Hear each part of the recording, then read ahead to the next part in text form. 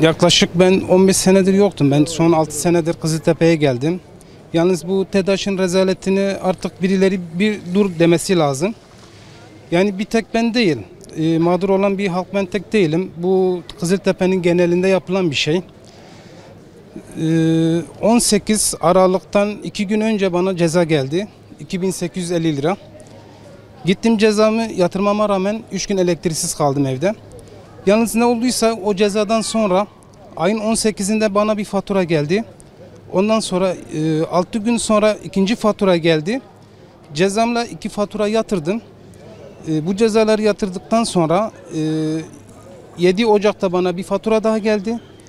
24 Ocak'ta bir fatura geldi ve en son 30 Ocak'ta bir fatura daha geldi. Savcılığın yanına gittim. Savcılık beni hukuk mahkemesine sevk etti. Oraya gittim. Oradan da dilekçe yazmamı istediler. Şimdi dilekçe için de dosya açmam gerekiyordu. Tekrar TEDAŞ avukatlığına gittim. Suç duyurusunda bulmak için.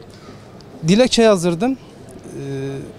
Bu şubeden ikinci şubeye gönderdiler. İkinci şubeye gittikten sonra beni Mardin'e yönlendirdiler.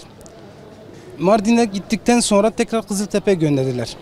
Yani kimse umursamıyor, kimse önemsemiyor. Buraların toplam tutarı ne kadar? Fatura 3000 küsür falan. Yani bir 2800 falan yatırdım. Bir son 3 fatura var. Yani ne malum yarın bir fatura daha gelmemesi. Dilekçeyi de 3-4 yere götürdüm. Kızıltepe'ye götürdüm, Mardin ile götürdüm.